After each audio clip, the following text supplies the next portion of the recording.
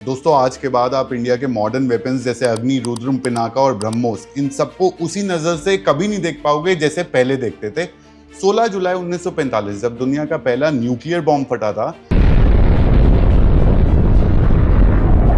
तो उसके creator Robert Oppenheimer ने हमारी गीता का एक संस्कृत श्लोक बोला था, Now I am become death, the destroyer of worlds. दुनिया के सबसे इंपॉर्टेंट टेक्नोलॉजिकल पल में एक विदेशी साइंटिस्ट को हमारे ग्रंथ क्यों याद आए। क्यों ऐसा होता है कि आज भी जब डीआरडीओ अग्नि 5 का टेस्ट करता है तो उसे मिशन दिव्यास्त्र कहा जाता है। हमारे मिसाइल्स, टॉर्पीडोज और एयर डिफेंस सिस्टम्स के नाम वरुणास्त्र, सुदर्शन और इंद्रजाल जैसे नाम क्यों होते हैं? क्या ये सिर्फ एक नाम है या एक हिडन क्लू है? तो वो ब्रह्मास्त्र इतना ज्यादा सक्रिय, इतना विनाशकारी होता था कि 10,000 सूर्य जितनी तेज चमक प्रकाशित होती थी। ये पूरा कनेक्शन समझाने के लिए आज के एपिसोड में हमने बात करी है प्रवीण भाई के साथ, जिनका चैनल है मिस्टीरियस हिंदू। सो दोस्तों, sit back and enjoy the show. और दोस्तों एक छोटी सी रिक्वेस्ट, आप में से बहुत लोग इस चैनल को रेगुलरली देखते हो लेकिन इसको सब्सक्राइब नहीं करते हो। प्लीज चैनल को सब्सक्राइब करके बेल नोटिफिकेशन दबा दो ताकि इससे भी बड़े एपिसोड्स मैं आपके लिए ला पाऊं और आपको उनके रिलीज होते ही पता चल जाए। और इस पॉडकास्ट को अपने दोस्तों, परिवार, रिश्तेदारों के साथ व्हाट्सएप पर जरूर शेयर कर लेना ताकि ये बात हर हिंदुस्तानी तक पहुंचे। धन्यवाद।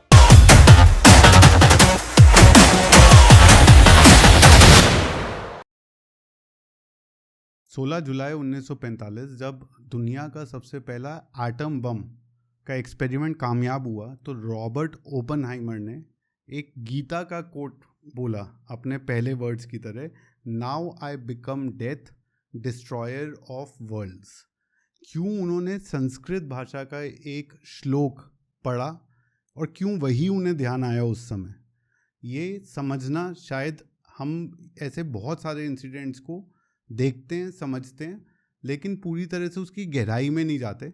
शायद एक ऐसी हिडन नॉलेज है जो हमने अभी तक रियलाइज़ नहीं करी है, जो हम आज इस पॉडकास्ट के माध्यम से करना चाहेंगे। किसी भी सिविलाइजेशन की अगर पूरी टेक्नोलॉजी समझनी हो तो वॉर के टाइम पे क्या क्या टेक्नोलॉजीज़ का यूज़ हुआ है, उससे उस सिविलाइजेशन का पीक एडवांसमेंट समझ में आता है। जैसे हमने अपनी सिविलाइजेशन में भी देखा कि वर्ल्ड वॉर 1 और वर्ल्ड वॉर 2 के टाइम पे इतनी सारी नई टेक्नोलॉजीज, जैसे कि ये एटम बम की हमने बात करी, जैसे एयरक्राफ्ट में इतना एडवांसमेंट आया, टैंक्स में इतना एडवांसमेंट आया, मिसाइल, गन सिस्टम, सब कुछ एडवांस होता है वर्ल्ड वॉर 1 और वर्ल्ड वॉर 2 के टाइम पे।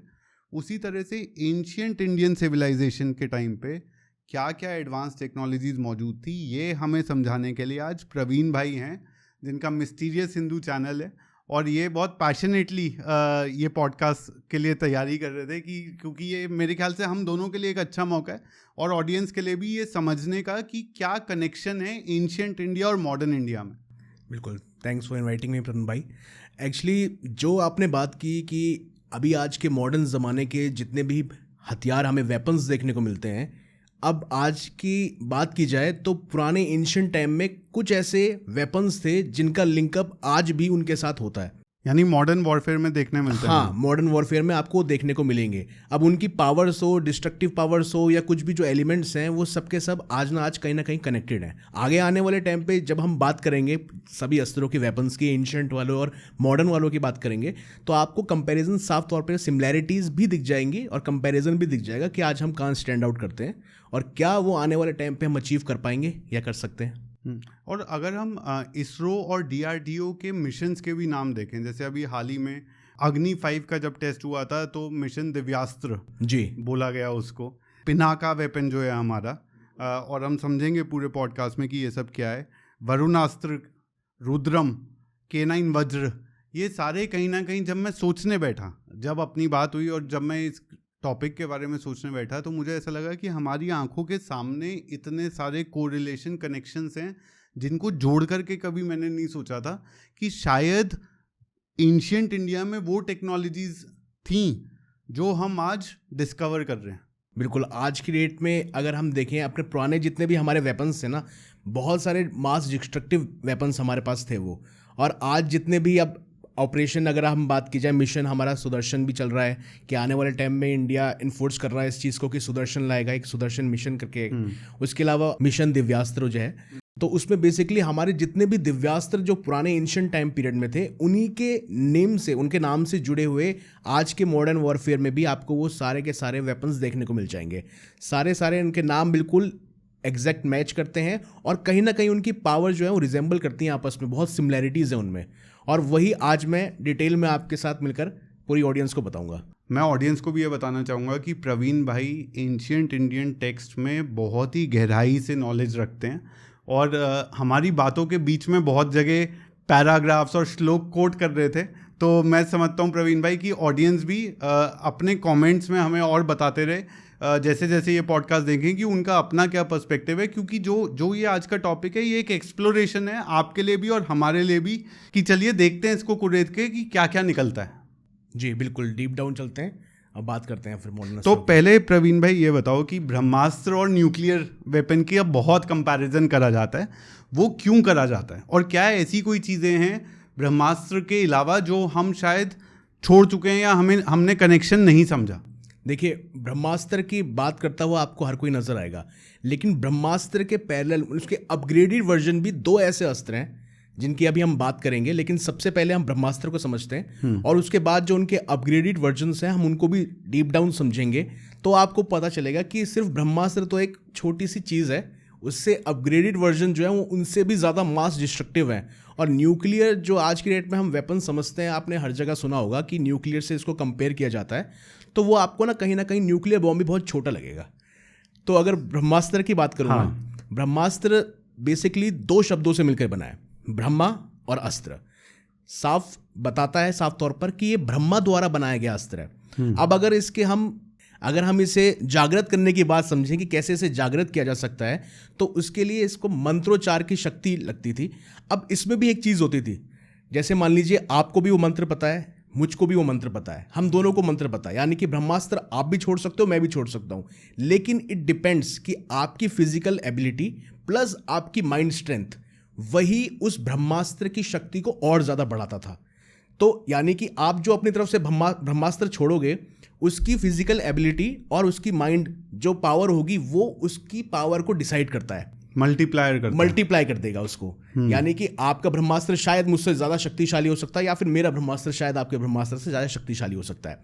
ये बात थी। अगर इसकी फिजिकल फॉर्म की बात को समझा जाए तो हमारे एंशिएंट टेक्स्ट है उनमें वर्णन मिलता है कि एक एरो है, तीर है, उसके आगे वाले सिरे पर ब्रह्मा का एक मुख लगा हुआ है, जो कि डिस्क्राइब करता है कि ये ब्रह्मास्त्र है। ठीक है, अगर हम डीप डाउन जाते हैं हमारी एंशिएंट टेक्नोलॉजी में प्रॉपरली कि कैसे उसका इस्तेमाल होता था, तो जब इसका इस्तेमाल किया जाता था किसी के द्वारा, मान लीजिए इसे मैंने आकाश में छोड़ा, मैंने प्रोजेक्टाइल कर दिया कि मेरे को अब ये टारगेट पे हिट करना है, तो वो ब्रह्मास्त्र इतना ज़्यादा सक्रिय, इतना विनाशकारी होता था कि 10,000 सूर्य जितनी तेज चमक प्रकाशित होती थी। यानी कि अगर कोई इंसान उसे देखना चाहेगा तो उसकी आंखें ही चौंधी आ जाएंगी, पहली बात। दूसरा, उसमें से मैसिव फ्लेम्स निकलती थी, यानी कि इतनी ऐसी हीट वेव्स कि इंसान को झुलसा दे खड़े खड़े।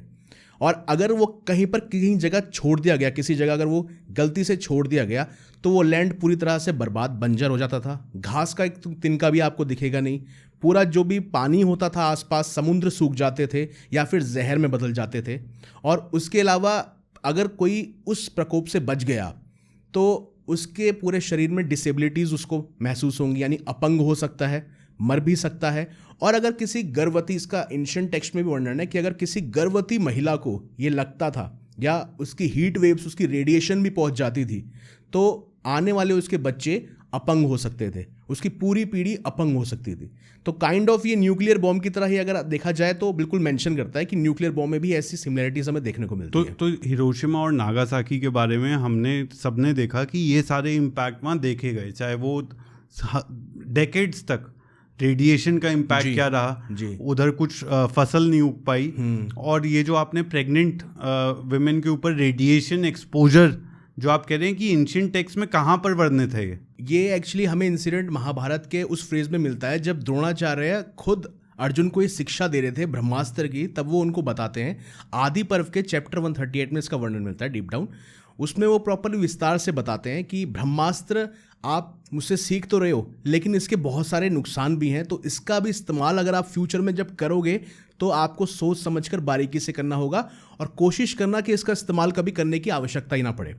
और ऐसा इंसिडेंट हमें आने वाले टाइम पे मिलता है जो कि इसका अपग्रेडेड वर्जन है, वो है ब्रह्मशिरा अस्त्र। लेकिन ये जो उन्होंने क्वेश्चन दिया कि ये आप तभी इस्तेमाल करना जब और कोई चारा ना हो, और कोशिश करना कि इस्तेमाल ना करो, ये नो फर्स्ट यूज़ पॉलिसी जो इंडिया की है, कहीं ना कहीं न्यूक्लियर वेपन्स के अराउंड भी बहुत सारे डॉक्ट्रिन्स इसीलिए एग्जिस्ट करते हैं क्योंकि इसकी कैपेसिटी ऑफ डिस्ट्रक्शन बहुत ज़्यादा है। तो उस तरह की डॉक्ट्रिन भी उस समय एग्जिस्ट करती थी जी। जो इसको ये समझाती थी कि इसको इसी तरह से यूज़ नहीं कर लेना है, कोशिश करनी है कि यूज़ करने की ज़रूरत ना पड़े, जो आज भी हर देश कोशिश करता है। हाँ, एक्सेप्ट कुछ ऐसे देश हैं जो आज इसमें दूरी बनाए रखते हैं, उनका नाम लेने की आवश्यकता तो है नहीं मुझे, खैर।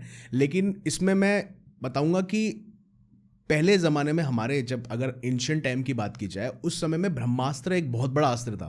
अब ये द्रोणाचार्य ने जब शिक्षा दी उससे पहले ये यूज़ हो चुका था एक बार।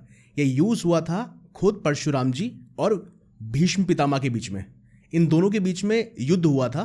23 दिन तक युद्ध चला था और भीष्म पितामह तो खुद परशुराम जी के शिष्य थे, तो वो इतने पावरफुल हो चुके थे, खुद परशुराम जी ने उन्हें इतनी शिक्षा दी कि आखिरी युद्ध समय में जब 23 दिन तक युद्ध चला, परशुराम जी भीष्म को नहीं हरा पाए, भीष्म पितामह परशुराम जी को नहीं हरा पाए, मतलब किसी को भी मूर्छित एक दूसरे को नहीं कर पा रहे थे। तब आखिरी समय में परशुराम जी ने अपना फरसा छोड़ा भीष्म पितामह के ऊपर। उसके एवज में उन्हें भीष्म पितामह को खुद पता था कि फरसा चल चुका है, खुद महादेव का आशीर्वाद है, इसे रोक पाना किसी के बस की बात नहीं है, मेरे बस की बात नहीं है। तब उन्होंने आह्वान किया इस ब्रह्मास्त्र का। अब जब ब्रह्मास्त्र और फरसा आपस में टकराने वाले थे परशुराम जी के, तब बीच में ही खुद महादेव प्रकट हो गए। उन्होंने भी उस चीज़ को लेकर गाइड किया कि ये आप जो अस्त्र आपस में टकराने की कोशिश कर रहे हो, युद्ध कर रहे हो जिस चीज़ को, इससे संपूर्ण विश्व का नाश हो सकता है। यानी पूरी की पूरी पृथ्वी अगर चाहे तो विनाश हो सकता था उस समय में ही। तो खुद महादेव को इंटरवीन करना पड़ा उस टाइम पे। तो आप सोच लीजिए कि ब्रह्मास्त्र और खुद परशुराम जी का फरसा वो कितने बड़े हथियार हो सकते हैं, मास डिस्ट्रक्टिव हो सकते हैं, जो खुद महादेव को बीच में आना पड़ा। इसके ऊपर भी मॉडर्न टाइम्स में भी न्यूक्लियर विंटर की बात होती है, जो जिसके हिसाब से अगर पूरी दुनिया में कहीं पर भी न्यूक्लियर वॉर छिड़ती है तो उसकी वजह से क्लाइमेटिक चेंजेस इतने आ सकते हैं कि पूरी पृथ्वी कहीं ना कहीं वहां पर से लाइफ जो है गायब हो सकती है। यही कॉन्सेप्ट को न्यूक्लियर विंटर बोला जाता है। बिल्कुल बिल्कुल सही बात है, क्योंकि आप ये सोचिए कि अगर इस समय किसी ऐसा कभी हो ना ही ऐसा, मैं चाहूँगा, लेकिन किसी अगर देश में मान लीजिए गलती से भी एक न्यूक्लियर बॉम्ब छोड़ा जाता है, ठीक है, आप ये मान लीजिए कि वो तय करेगा आने वाला फ्यूचर न्यूक्लियर वॉर पूरा, क्योंकि अगर एक साइड से स्टार्ट होगा तो दूसरी साइड से भी स्टार्ट होगा। इसमें दूसरी कंट्रीज भी इंटरवीन करेंगी आपस में, और वो जिस हिसाब का रेडिएशन फैलेगा, क्योंकि हमें पता नहीं कि सामने वाला अब कितना उसमें वॉर हेड और एक्स्ट्रा लोडेड करता है और डाल देता है ना, तो उससे रेडिएशन कितना स्तर तक बढ़ जाएगा। तो ऐसे ही हमारे, वैसे तो ग्लोबल वार्मिंग हमारा चल ही रहा है पूरे इंडिया में, मतलब पूरे इंडिया क्या पूरे वर्ल्ड में चल रहा है ग्लोबल वार्मिंग, और ऊपर से फिर रेडिएशन का असर। तो कहीं ना कहीं ये हमारे एंशिएंट टेक्स्ट में भी मेंशन है कि इसका इस्तेमाल ना ही हो, इन अस्त्रों का इस्तेमाल ना ही हो तो वो सबसे बेहतर है। तो इसी चीज़ को एंशिएंट टेक्स्ट में बताया गया है, और ये हम आज भी इसको मान के चलते हैं कि न्यूक्लियर उसमें ऐसा नहीं है। बाकी इसके एविडेंसेस कुछ हैं, जैसे हमारी इंडस वैली सिविलाइजेशन में भी इसका वर्णन मिलता है कि एविडेंसेस, अगर सॉलिड एविडेंसेस की बात की जाए तो हमारे रिसर्चर्स ने भी ये पता लगाया था कि उस टाइम पीरियड में जो मोहनजोदाड़ो सभ्यता थी वहाँ पर भी ब्रह्मास्त्र के चलने की बात, यानी न्यूक्लियर की हुई है, वहाँ पर अटैक हुआ है न्यूक्लियर का। वो एक हाइपोथेसिस या थ्योरी है, बट वो प्रूवन नहीं है। तो उस पर हमने एक पॉडकास्ट में कवर करा था डिटेल में, बट हाँ इस तरह की कॉन्स्पिरेसी थ्योरी ज़रूर चलती है। हाँ, तो दूसरा लेवल क्या है ब्रह्मास्त्र के आगे का? अब इसकी बात करें तो इसका नाम ही अब डिपीट करेगा, मतलब इसका नाम अब जब आप सुनेंगे तो आप खुद पहचान जाएंगे क्या। यह है ब्रह्मशिरा अस्त्र, यानी ब्रह्मा जी के यहाँ पर जैसे ब्रह्मास्त्र में एक सर होता था, वैसे ही ब्रह्मशिरा में ब्रह्मा जी के 4 सर होते हैं, यानी कि ये उनसे भी मास डिस्ट्रक्टिव है। उसमें इसकी जो शक्ति होती है वो और कहीं ज़्यादा गुना बढ़ जाती है। इसको आसानी से किसी के पास भी इस ज्ञान को प्राप्त करना बहुत मुश्किल था, कठिन था। यानी कि ये मान लीजिए कि अर्जुन के पास सिर्फ ब्रह्मास्त्र था, लेकिन अश्वत्थामा के पास ब्रह्मशिरा अस्त्र था। अब अश्वत्थामा खुद तो गुरु द्रोणाचार्य के पुत्र थे, तो उन्होंने वो शिक्षा प्राप्त कर ली थी। अब इसका वर्णन हमें सौप्तिक पर्व में मिलता है। ब्रह्मशिरा जो अस्त्र है, इसके बारे में पूरा बताई गई है, स्टोरी बताई गई है। कहते हैं कि युद्ध के 18वें दिन जब दुर्योधन अपना मतलब पूर्ण गति को प्राप्त होने वाला था, भीम से हार गया था, तो उसने अश्वत्थामा को एक कार्य दिया कि मुझे पांडवों का सर चाहिए, क्योंकि अब मैं युद्ध में हार रहा हूं, तो अब ऐसे में अधर्म करना होगा।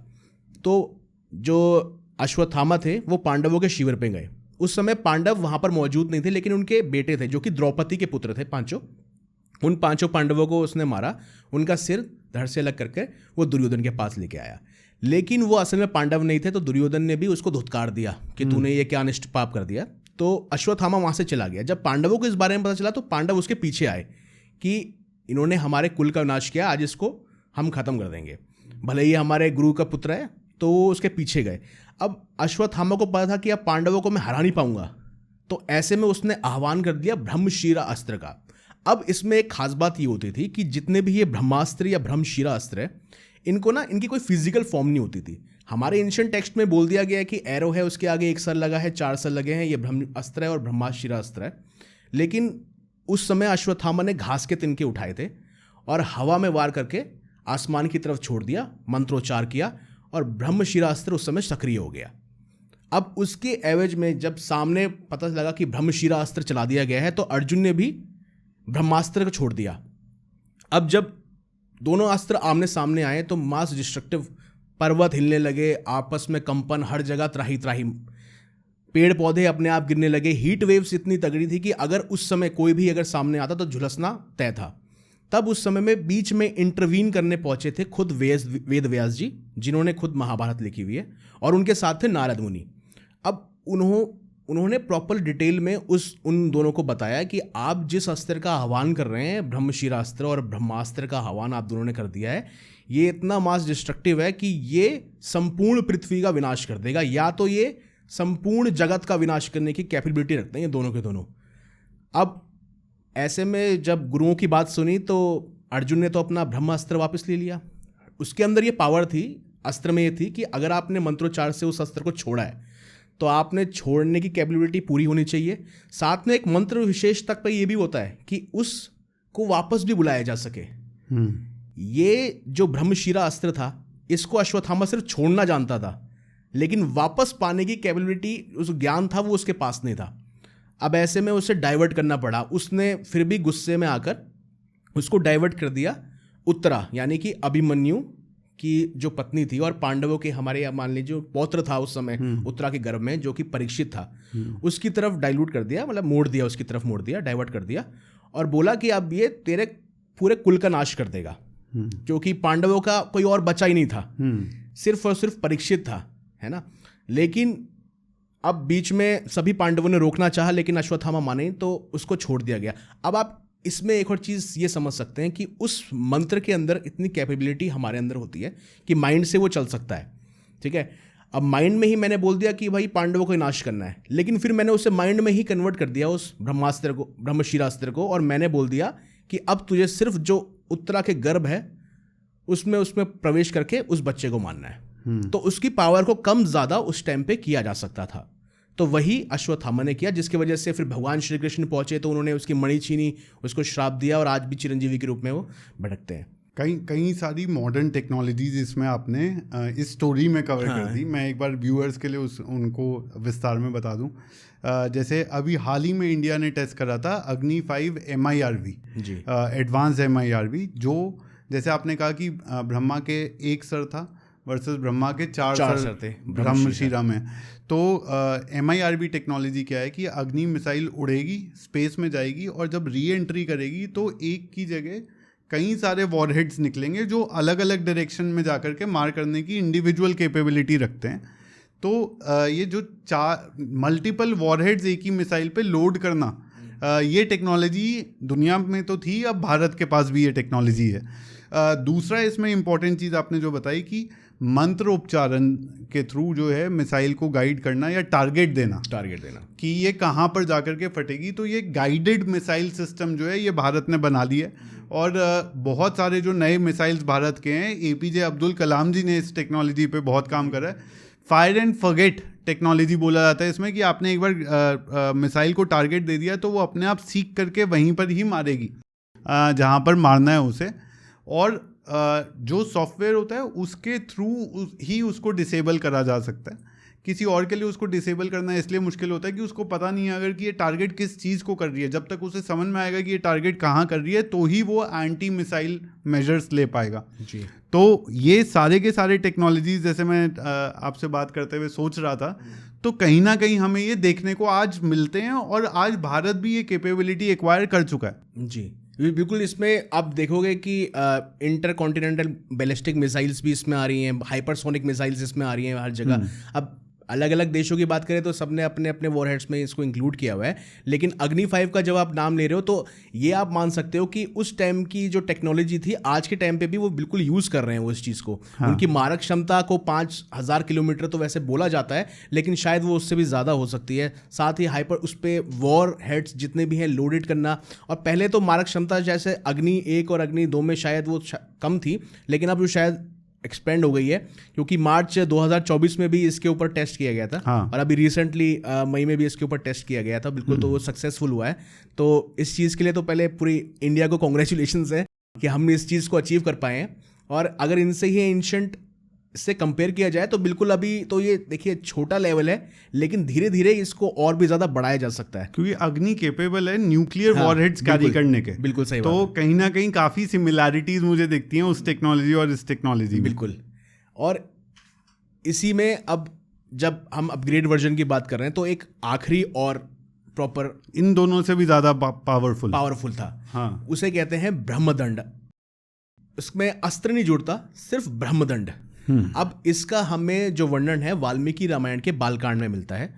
प्रॉपरली इसमें 2 महर्षि हुए थे, एक महर्षि वशिष्ठ हैं और एक तरफ थे विश्वामित्र जी।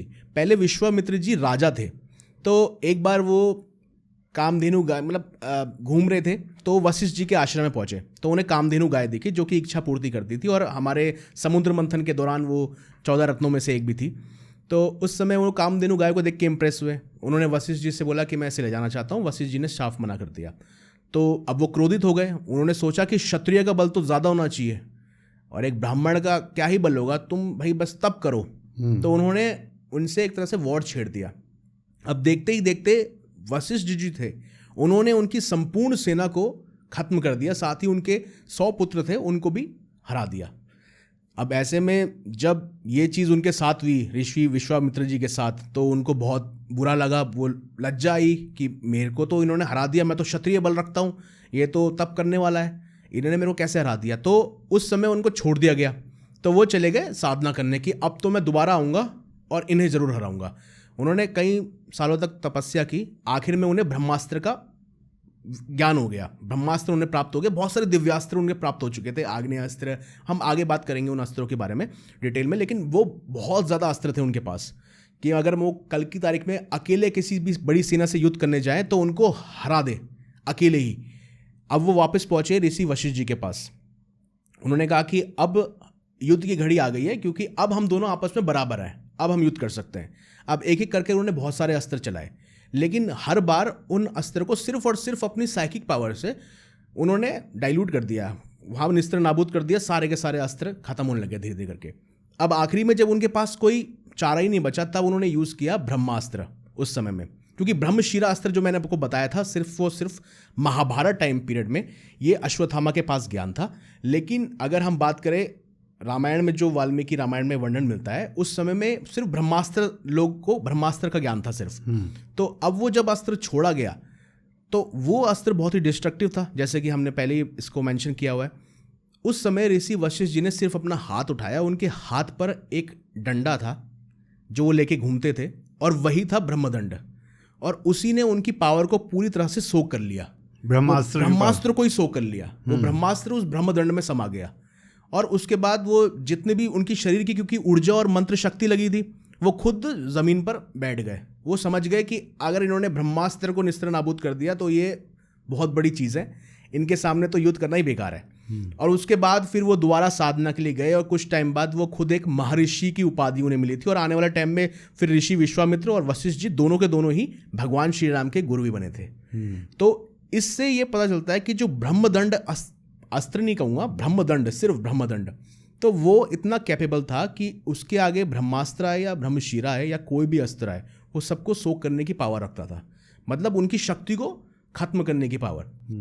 तो अगर मैं मॉडर्न कॉन्टेक्स्ट में देखूं तो जितने हमारे एंटी मिसाइल सिस्टम हैं, बिल्कुल, चाहे S-400 हो गया, चाहे वो आयरन डोम की बात होती है, गोल्डन डोम की बात होती है, अमेरिका का थार्ड हो गया अमेरिका का जी। तो ये सारे के सारे सिस्टम कहीं ना कहीं यही तो है जहां पर अगर एक न्यूक्लियर वॉरहेड की मिसाइल आपके टुवर्ड्स आ रही है तो आप उसको कैसे एंटी मिसाइल के थ्रू उसको जो है ख़त्म कर सकते हो। जी बिल्कुल, क्योंकि अभी अगर देखा जाए तो जितने भी बैलिस्टिक मिसाइल्स हैं या सब में एक टेक्नोलॉजी होती है कि रेडार में इजीली वो कैप्चर नहीं हो पाती हैं, क्योंकि वो उनकी स्पीड ही मार्क 20, मार्क 5 उससे भी ज़्यादा स्पीड होती है उनकी। हाँ। लेकिन जो ये प्रॉपर जो S-400 और थार्ड की बात कर ली जाए या आयरन डोम की बात कर ली जाए, ये इतने कैपेबल हो रखे हैं कि इनके पास ना मतलब रेडार पकड़ने की मार्क 20 तक की स्पीड को कैप्चर करने की शक्ति है। सेम वैसे ही जैसे ब्रह्मदंड अगर देखा जाए। हाँ।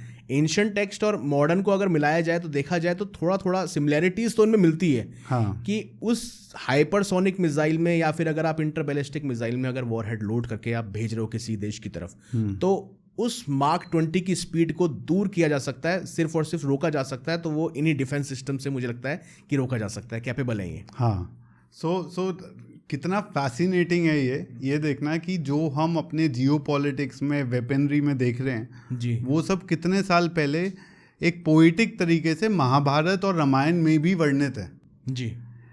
अभी थोड़ी देर में प्रवीण भाई हम वेनेजुएला के भी वेपन सिस्टम के बारे में समझेंगे, क्योंकि वहाँ पर जो वेपन सिस्टम का प्रयोग हुआ है वो बिल्कुल ही अलग नेक्स्ट लेवल माना जा रहा है आज जी। तो वो कहीं पर वर्णित है यानी ये भी अभी डिस्कस करेंगे। लेकिन उससे पहले आते हैं हम ड्रोन और स्वार्म सिस्टम पे, क्योंकि ड्रोन्स की बहुत बात हो रही है, चाहे वो रशिया यूक्रेन वॉर हो, ईरान वॉर हो। ड्रोन एक बहुत ही, या फिर ऑपरेशन सिंदूर था, ड्रोन एक बहुत ही इंपॉर्टेंट वॉरफेयर वेपन बन गया है। तो ड्रोन के बारे में हमें क्या जानने मिलता है एंशिएंट टेक्स्ट में? अब आपने यहाँ पर ड्रोन्स की बात की मॉडर्न एरा में, अब अगर एंशिएंट टाइम में जाएंगे ना तो बिल्कुल इससे मिलता जुलता हमें अस्त्र मिलता है। ये खुद भगवान विष्णु का सबसे शक्तिशाली अस्त्रों में से एक है, नाम है नारायण अस्त्र। अब ये इतना कैपेबल है कि अभी मैं इसकी जब डिटेल में जाऊंगा ना तो आप इसके बारे में खुद सुन के शौक थोड़ा सा होने वाले हैं। बिकॉज अगर हम बात करें ना हमारे आदि पर्व की, महाभारत के द्रोण पर्व में इसका मेंशन मिलता है। कहते हैं कि जब द्रोणाचार्य को धृष्टद्युम्न ने मार दिया था, हम वहाँ पर छल कपट से मारा गया, वो सब स्टोरीज हम सब जानते ही हैं। तब उसके बाद अश्वत्थामा ना बहुत गुस्से में आ गया, तो उसके पास एक अस्त्र का ज्ञान था, नारायण अस्त्र, जो खुद उसके पिता ने दिया हुआ था। अब सामने खड़ी थी, आप इमेजिन कीजिए, सामने खड़ी थी समूची हमारी पांडवों की सेना, अक्षौणीय सेना थी, सब कुछ वहाँ पर मौजूद थे। भगवान श्री कृष्ण रथ पर विराजमान थे, वहाँ पर अर्जुन भी बैठे हुए थे। अब यहाँ पर गुस्से में तिलमिलाए अश्वत्थामा ने नारायण अस्त्र का आह्वान कर दिया। अब नारायण अस्त्र की शक्ति के बारे में अगर हमें जानना है ना, तो अगर हम उसके अलग से उसके बारे में समझे तो अहिबुद्धन्य हमारा एक संहिता है, उस पर मेंशन किया गया है कि जो नारायण अस्त्र था विनाशकारी अस्त्रों में से एक था।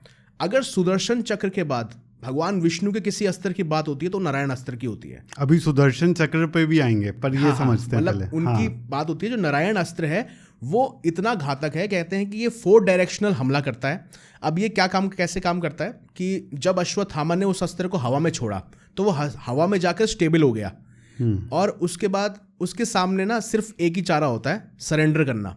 क्योंकि उसके अंदर से ही ना अनगिनत तलवारें, आपके मेसिस यानी गदे निकलते हैं, और बहुत सारे भीषण बाण, अलग अलग अस्त्र शस्त्र उसी एक अस्त्र में से निकलते हैं। यानी अगर आप उससे युद्ध करने जाओगे तो आप वैसे ही मारे जाओगे, क्योंकि आप उसके युद्ध मतलब जितने भी अस्त्र शस्त्र वो छोड़ेगा उसका प्रतिकार ही नहीं कर सकते आप। तो उस समय में भगवान श्री कृष्ण ने कहा कि ये तो नारायण अस्त्र है, इसके सामने तो अब आपको सरेंडर करना पड़ेगा। तो सभी पूरी पांडव सेना को बोला गया कि अपने अस्त्र शस्त्र त्याग दो और आत्मसमर्पण कर लो। खुद अर्जुन ने भी अपना धनुष नीचे रख दिया था, सबने हाथ जोड़कर नारायण अस्त्र के सामने खड़े हो गए। तो और फिर बाद में जब नारायण अस्त्र ने खुद भगवान श्री कृष्ण को समक्ष देखा तो वो माला में परिवर्तित होकर उनके गले में आ गया। तो वहाँ पर वो नारायण अस्त्र को उन्होंने डिसमिस कर दिया, खत्म कर दिया। लेकिन अब उसकी जो वॉर कैपेबिलिटीज़ हैं वो बहुत ही ज़्यादा भयानक है। यानी कि अगर मान लीजिए कि एक सेना खड़ी है और नारायण अस्त्र को छोड़ा गया है, तो अगर कोई भी हथियार उठाने के लिए उस अस्त्र को मान लीजिए डिस्ट्रॉय करने के लिए हम मान लीजिए ब्रह्मास्त्र का ही आह्वान कर देते हैं, ठीक है। अब नारायण अस्त्र इतना कैपेबल है कि वो उससे बचने के लिए ही अपने अंदर से खुद एक ब्रह्मास्त्र का भी आह्वान कर सकता है, इतनी पावर है उसमें।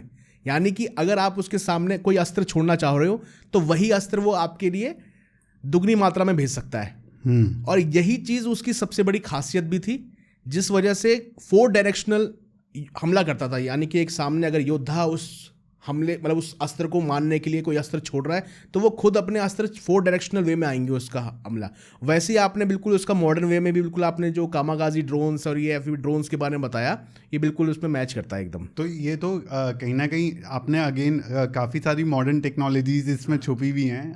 अगर मैं उसको जोड़ने की कोशिश करूँ तो जैसे आपने कहा कि एक ड्रोन या एक नारायण अस्त्र जिसके अंदर से बहुत सारे और अस्त्र निकलते हैं, इसका डेमोन्स्ट्रेशन मिलिट्री लेवल पे ऑलरेडी हो गया है, जहाँ पर एक मदरशिप ड्रोन है और वो बहुत सारे छोटे छोटे ड्रोन्स को डिप्लॉय करने की पावर रखता है। इंडिया का जो एवैक सिस्टम है वो भी कहीं ना कहीं एक मदरशिप ड्रोन की तरह काम करता है, या एक सिस्टम की तरह काम करता है, जहाँ कई सारे जेट्स ड्रोन्स एक साथ एक समूह में चलते हैं जी। दूसरी प्रॉब्लम ड्रोन वॉरफेयर में क्या होती है कि एक मोबाइल जितना महंगा ड्रोन जो है उसको मारने के लिए जो मिसाइल लगती है वो बहुत कई करोड़ों रुपए में होती है। तो उससे लड़ना मतलब अपने आप को इकोनॉमिकली वॉर के लिए ड्रेन कर लेने के बराबर है। तो शायद वही कहीं ना कहीं कृष्ण जी ने जो कहा कि इसके सामने जो है हथियार रख दो जी, सरेंडर। इससे लड़ने से कोई फायदा नहीं होगा, हमारे सारे वेपन खत्म हो जाएंगे शायद। और जो ये कहा जाता है कि किसी भी देश के अगेंस्ट जब आप वॉर में जा रहे हो तो उस देश का बना हुआ वेपन यूज़ नहीं करा जाता है। उसका रीज़न होता है कि क्योंकि उसमें एक बैकडोर कोड हो सकता है जो एन मौके पे अगर आप वो कंट्री उसको इन्वोक कर देती है तो वो उस कंट्री पे मार करने में हार जाएगा, नहीं करेगा, अपना काम सही से नहीं करेगा जी। जैसे अगर यूएस ने कोई वेपन किसी कंट्री को दिया है और वो वेपन कोई यूएस पे यूज़ करने की कोशिश करेगा तो यूएस के पास कोई बैकडोर कोड होगा जिससे वो डिसेबल कर सकता है उस वेपन को। जी, सही बात तो है। यही आपने बताया कि जैसे वो विष्णु जी को देख करके, कृष्ण जी को देखकर, विष्णु अवतार को देख करके उनके गले में माला बन के आ गया, तो यानी कि उनके पास ओवरराइडिंग कोड था हाँ, उस वेपन का, बिल्कुल कि जिससे जो है वो डिसेबल कर दिया गया। हाँ, बिल्कुल। और वो ड्रोन की जो आप पावर आप मॉडर्न वॉरफेयर में भी बोल रहे हो कि उस टाइम पे वो मास डिस्ट्रक्टिव था कि उसके सामने कोई अस्त्र वैसे टिक नहीं पाता था, क्योंकि अगर आप कुछ भी छोड़ना चाह रहे हो तो वो अलग लेवल पे, मास लेवल पे छोड़ देगा। ऐसे ही आज की डेट में ड्रोन सिस्टम भी करते हैं। वैसे ही जैसे बीच में अभी 220 में समथिंग में अजरबैजान और शायद आर्मेनिया के बीच में युद्ध हुआ था, जहाँ पर उनके टैंकर्स को खुद ड्रोन्स ने तोड़ दिया था, है ना। तो वो मास लेवल पर देखा जाए तो आज के मॉडर्न वेयरफेयर में ये ड्रोन वॉन जो हैं कहीं ना कहीं नारायण अस्त्र से बिल्कुल रिजेंबल करते हैं। हाँ, और इंडिया का भी जो नागास्त्र है जी, बिल्कुल, जो एक हाल ही में ड्रोन इंडिया ने डेवलप करा है जी, उसमें भी ये कैपेबिलिटी है कि वो कोई टारगेट के ऊपर जाकर सर्वेलेंस करता रहेगा और सही मौके पे जाकर के उस पर गिर जाएगा और ख़त्म कर देगा उसे। सो बहुत ज़्यादा फैसिनेटिंग है ये कि किस तरह से स्वॉर्म ड्रोन सिस्टम, चाइना का 1 मिलियन ड्रोन का एक प्रोग्राम चल रहा है जहाँ पर 1 मिलियन यानी कि 10 लाख ड्रोन एक साथ हमला करने जाएंगे, तो वो कहीं ना कहीं ये नारायण अस्त्र की याद दिला देगा। बिल्कुल सही बात है। जिस पे भी छोड़ेंगे। सो अगर हमने बीच में सुदर्शन चक्र की बात करी थी और फिर हमने कहा था कि हम दोबारा इस पे आएंगे। सुदर्शन चक्र को किस तरह से वर्णित करा गया है इंडियन टेक्स्ट में? देखिए, सुदर्शन चक्र अपने आप में, जैसे इसको अगर देखा जाए ना, हर गॉड के साथ, हर भगवान के साथ, देव के साथ एक एक अस्त्र जोड़ा गया है। अब भगवान शिव का जब जब नाम आएगा तो उनका साथ उनका त्रिशूल का नाम भी आएगा। हाँ। इंद्र का नाम आएगा तो वज्र का नाम आएगा। ब्रह्मा जी का नाम लिया जाएगा तो ब्रह्मास्त्र लिया जाएगा। तो वैसे ही भगवान विष्णु के साथ जब जब नाम आता है तो सुदर्शन चक्र अवश्य नाम लिया जाता है। कहीं कहीं जगह पे उससे व्हील ऑफ टाइम कहा गया है, यानी कि समय चक्र है एक तरह से, कि अपने हिसाब से समय को परिवर्तित करने में कामयाब रहता है। कि जैसे क्षीर सागर पे भगवान विष्णु लेटे हुए हैं, समय उनके हाथों में घूम रहा है, सेम वही रिजेंबल करता है। लेकिन अगर युद्ध वॉरफेयर की बात आती है, जहाँ पर युद्ध की बात आती है, तो सुदर्शन को कहीं कहीं जगह पर मानव रूप में भी दर्शाया गया है। उनके अवतार भी हुए। अगर हम रामायण का जिक्र करेंगे, जो भरत जी थे वो सुदर्शन चक्र का अवतार थे। वैसे ही सेम अभी आने वाले समय में, जैसे फ्यूचरिस्टिक में कल्कि पुराण में भी वर्णित है कि जो कल्कि अवतार के भाई होंगे वो भी सुदर्शन चक्र का अवतार होंगे एक। अच्छा जी, उनका नाम संज्ञा होगा।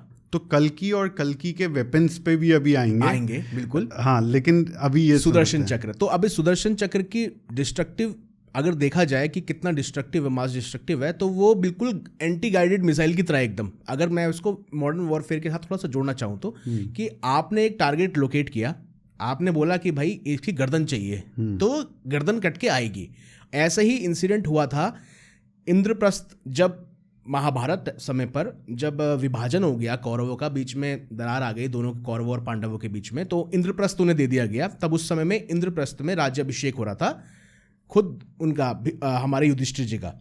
अब उस समय पे शिशुपाल जी, जो कि खुद भगवान श्री कृष्ण की बुआ के लड़के माने जाते हैं, शिशुपाल जी बीच में आए थे। उनको 100 गलतियों की माफ़ी की सज़ा बोला गया था कि 100 गलतियों के लिए माफ़ी आपको मिल जाएगी, लेकिन 101 होने पर आपको मृत्युदंड मिलेगा। तो उस समय में वही सुदर्शन चक्र छोड़ा गया था कि सोचिए इतनी भीड़ थी, सब खड़े थे वहाँ पर, पूरी सभा लगी हुई थी, उसमें सिर्फ और सिर्फ एक ही पे टारगेट कर उसकी गर्दन धड़ से अलग कर दी गई उस सुदर्शन चक्र से। ऐसे ही बहुत आगे जाके हमें, मतलब वॉरफेयर अगर हम देखा जाए तो ना, सुदर्शन चक्र से जुड़ी हुई बहुत सारी हमें कहानियाँ मिलती है, किस्से कहानियाँ मिलते हैं, जहाँ पर सुदर्शन चक्र के सामने टिक पाना किसी भी और अस्त्र के बस की बात नहीं लगता था। क्योंकि कोई भी आप अस्त्र छोड़ेंगे तो सुदर्शन चक्र एक प्रतिकार अस्त्र था कि, और ये अस्त्र अगर मैं आपको बताऊँ ना, तो ये भगवान वैसे विष्णु का अस्त्र नहीं था, ये खुद तपस्या करके भगवान विष्णु ने महादेव से प्राप्त किया था। अच्छा जी, इस अस्त्र को महादेव से प्राप्त किया था। उन्होंने हजारों वर्षों की तपस्या की थी और कमल अर्पित करते गए बार बार। तो उनकी परीक्षा लेने के लिए कमल उनमें से एक गायब कर दिए गए भगवान शिव के द्वारा खुद। अब जब कमल गायब कर दिए गए तो उन्होंने अपनी नेत्र खुद वहां पर अर्पित किए उस यज्ञ में। उसके बाद उससे खुश होकर भगवान शिव ने उन्हें सुदर्शन चक्र दिया।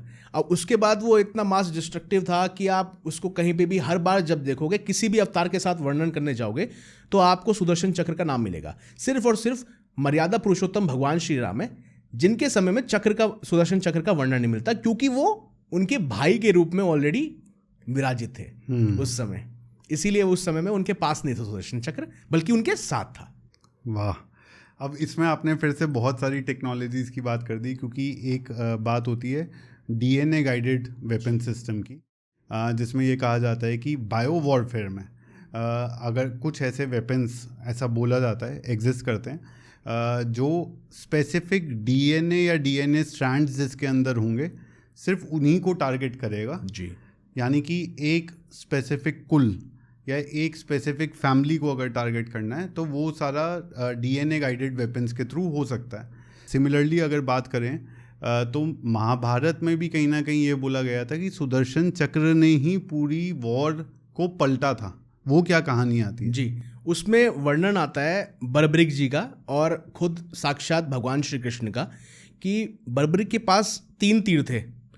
माता अनुसुईया से उनको वरदान मिला था कि 3 तीर हैं, उनसे वो चाहें तो पूरे युद्ध की दिशा बदल सकते थे। जो आपने DNA वाला बात कही ना, बिल्कुल वही मैच करता है उन्हीं 3 तीरों के साथ। यानी कि वो बर्बरिक के पास भी ये पावर थी कि वो अगर जिसको चाहे उन 3 तीरों से भेज सकते हैं।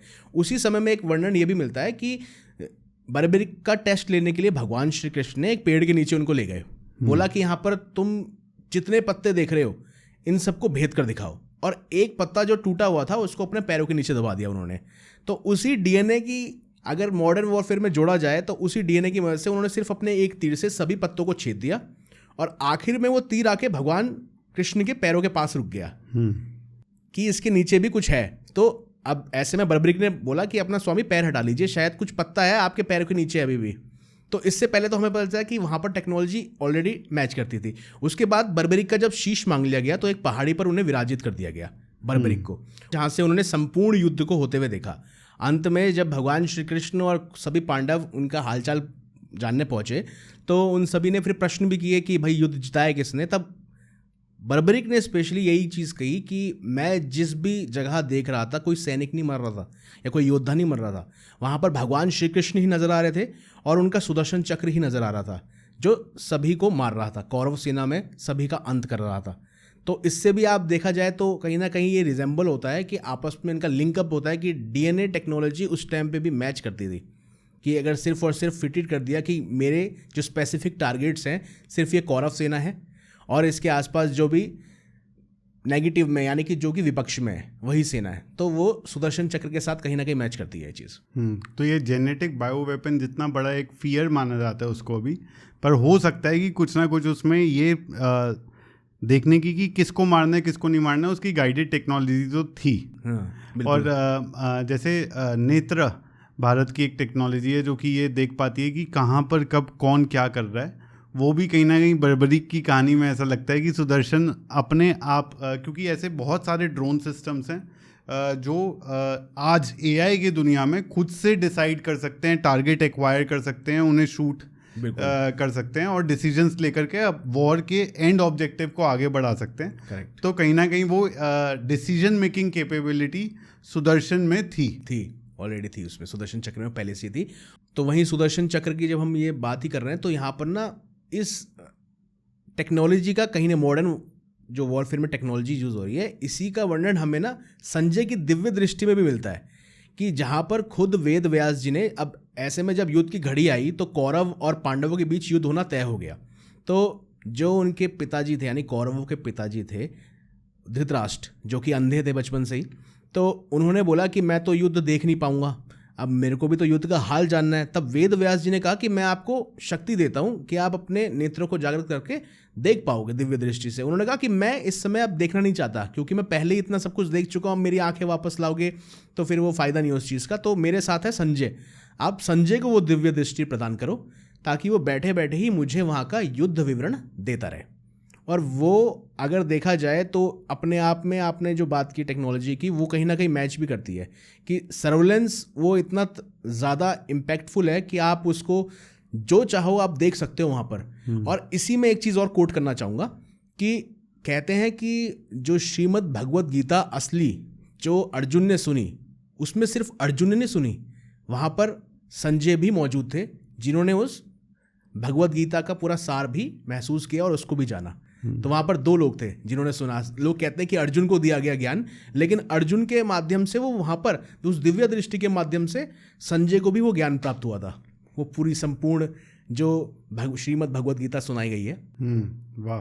तो ये इंडिया के पास ये टेक्नोलॉजी अब है क्योंकि तपस हमारा एक ऐसा ड्रोन है जो 24 घंटे का फ्लाइट टाइम ले सकता है। मेल ड्रोन बोला जाता है उसको, और वो सर्वेलेंस में ही काम आता है। तो इस तरह से मतलब कहीं ना कहीं इंडिया भी अब एडवांस कर रहा है, जहाँ पर इतना बड़ा सर्वेलेंस ड्रोन इंडिया ने खुद मेड इन इंडिया आत्मनिर्भर भारत प्रोग्राम में बनाया। जी बिल्कुल। सो ये हो गई हमारी सर्वेलेंस की कैपेबिलिटी और ड्रोन की कैपेबिलिटी। इसके अलावा जो 5 एलिमेंट्स हैं उनके बारे में भी बहुत वर्णन आता है कि हर एक एलिमेंट अपने आप में एक वेपन होता था। वो उसमें क्या था? जी बिल्कुल, उसमें ना स्पेसिफाई, जैसे कि हम पंचभूत, इंसानी शरीर जो है वो भी पंचभूतों से बना हुआ है, ठीक है। इसमें अग्नि है, वायु है, हवा है, पृथ्वी है, आकाश है, सबकी ऊर्जा है। तो वैसे ही पंचभूत यानी कि जो 5 एलिमेंट्स हैं उनके भी स्पेसिफिक हथियार बने हुए थे। अब सबसे पहले इसमें अगर हम अग्नि की बात करें तो आग्नेय अस्त्र आता है, the weapon of fire God, यानी कि इतनी मारक क्षमता थी इसके अंदर। अगर इसकी शक्तियों की बात की जाए एंशिएंट टाइम पीरियड में, कि ये आग की बड़ी बड़ी लपटें छोड़ता था उस टाइम पे। अगर देखा जाए कि अगर किसी अस्त्र को मतलब किसी सेना को नष्ट करना है तो कहीं ना कहीं उन्हें अगर गंदी मृत्यु देनी है, यानी कि तड़पा कर वाली, तो इसके लिए आग्नेय अस्त्र का उपयोग किया जाता था ताकि वो सामने वाली विपक्षी सेना को पूरी तरह से झुलसा दे। उसमें से निकलती थी हीट वेव्स, और मास लेवल पर जो फ्लेम्स निकलती थी वो इतनी डिस्ट्रक्टिव होती थी कि सामने जो सेना थी जलकर, ये मान लीजिए कि आप रोस्टेड हो जाती थी, उस समय भुन जाती थी, ऐसी उसकी शक्ति थी। तो अगर मॉडर्न एरा में अस्त्रों को अगर जोड़ना चाहो ना आप, आग्नेय अस्त्र को अगर सिर्फ और सिर्फ, तो ये थर्मोबैरिक वेपन्स जितने भी होते हैं ना, जैसे फ्लेम थ्रोअर्स, इन सब में ये बिल्कुल एकदम से मैच करता है उसके साथ। इसको भी और थोड़ा आगे ले जाएं तो हमारा जो दुर्गा 2 प्रोग्राम है जिसमें गाइडेड लेज़र वॉरफेयर की बात होती है, वो भी कहीं ना कहीं इसमें जुड़ जाता है, जहाँ पर एक प्रिसाइज एरिया पे लेज़र टेक्नोलॉजी को यूज़ करके एनर्जी डायरेक्ट करी जा सकती है उसको झुलसाने या ख़त्म करने के लिए। और वहीं पर अगर हम इसको मॉडर्न एरे में आपने जो बात करी उसी के साथ अगर जोड़कर देखा जाए तो रशिया का TOS-1A है, एक ऐसा सिस्टम है जो डायरेक्टली एनर्जी वेपन्स को टारगेट करता है और ये लिक्विड फायर को मास लेवल पर भेजता है, यानी फ्लेम थ्रोअर की तरह बिल्कुल काम करता है। ये रशिया ने खुद डेवलप कर लिया है इसमें। तो ये अग्नियास्त्र जो है वो हमें आज देखने को मिलता है कहीं ना कहीं। जी बिल्कुल। वहीं अगर हम दूसरे एलिमेंट की तरफ बढ़ें तो ऐसे में वरुणास्त्र आता है, यानी कि the weapon of water God, यानी कि देखा जाए तो उसके अंदर ऐसी कैपेबिलिटी थी कि वो बाढ़ की स्थिति पैदा करता था। साथ ही दुश्मन अगर आग्नेय अस्त्र चला रहा है तो उसका प्रतिकारक ये अस्त्र था, यानी कि आप वरुणास्त्र छोड़कर उस आग को बुझा सकते थे। ऐसे ही अब हमारे 3 एलिमेंट और थे, जिसमें भौम्य अस्त्र था, यानी कि पृथ्वी से जुड़ा हुआ अस्त्र था, जहां पर उस अस्त्र को छोड़ने पर जो पृथ्वी थी धंस जाती थी, यानी कि लाखों अगर सैनिक खड़े हुए हैं वो अस्त्र छोड़ दिया तो वो सीधा पाताल में। वैसे ही एक था पर्वतास्त्र, यानी कि अब यहाँ पर जो पर्वतास्त्र था इसका सिनोनिम जो लड़ाई के लिए मिलता है वो 5वां हमारा एलिमेंट है, वो है वाव्यास्त्र, यानी हवा। तो कोई वाव्यास्त्र अगर छोड़ता था तो हवा के साइक्लोन पैदा होते थे, भवंडर पैदा होते थे, जिससे हवा में सब उड़ जाते थे। जितने भी सैनिक आते थे अगर उनके सामने वाव्यास्त्र छोड़ दिया, उसका प्रतिकारक हमारा एलिमेंट था, वो था पर्वतास्त्र। उसे रोकने के लिए, उसकी काट करने के लिए पर्वतों को छोड़ दिया जाता था बड़ी मात्रा में। तो एक अस्त्र छोड़ा जिससे बड़े बड़े पत्थर पर्वतों के आकार के खड़े हो जाते थे, उससे हवा डाइवर्ट हो जाती थी और उससे बचा जा सकता था। ये 5 एलिमेंट्स थे जो कि पहले एंशिएंट टाइम में बहुत बार यूज हुए हैं। महाभारत के टाइम पर अर्जुन, कर्ण, भीष्म पितामह, द्रोणाचार्य, इन्होंने आपस में कई बार युद्ध के दौरान इसको इस्तेमाल किया है। अब यहाँ पर एक सवाल मन में आता है कि इस तरह के वेपन्स तो हो ही नहीं सकते अर्थ पे, पर ऐसा नहीं है, क्योंकि यूएन ने एक 1977 में एनमॉड ट्रीटी साइन करी थी आफ्टर US वियतनाम वॉर। उस ट्रीटी में ये लिखा गया था कि आप वेदर एलिमेंट्स को किसी भी तरह से डिस्टर्ब नहीं कर सकते हो वॉर के दौरान। और क्यों लिखने की ज़रूरत पड़ी उस ट्रीटी को? क्योंकि US वियतनाम वॉर के अंदर क्लाउड सीडिंग के थ्रू बारिश करी गई थी। इसकी काफ़ी ज़बरदस्त पॉसिबिलिटी थी और ये हम एक बार क्रॉस वेरीफाई भी करेंगे।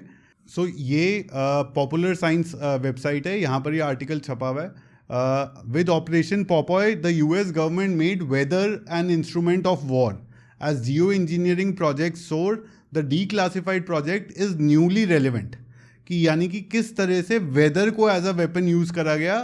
इसमें थोड़ा सा नीचे जाएंगे हम तो secret 5-year-old cloud seeding operation meant to lengthen the monsoon season in Vietnam, destabilize the enemy and allow United States to win in the war। तो यानी कि वेदर को एज अ वेपन यूज़ करा गया है। और इस तरह की बात चलती है कि ऐसे वेपन्स जो कि टेक्टोनिक वेपन्स जिनको बोला जाता है वो भी एग्जिस्ट कर सकते हैं सीक्रेटली।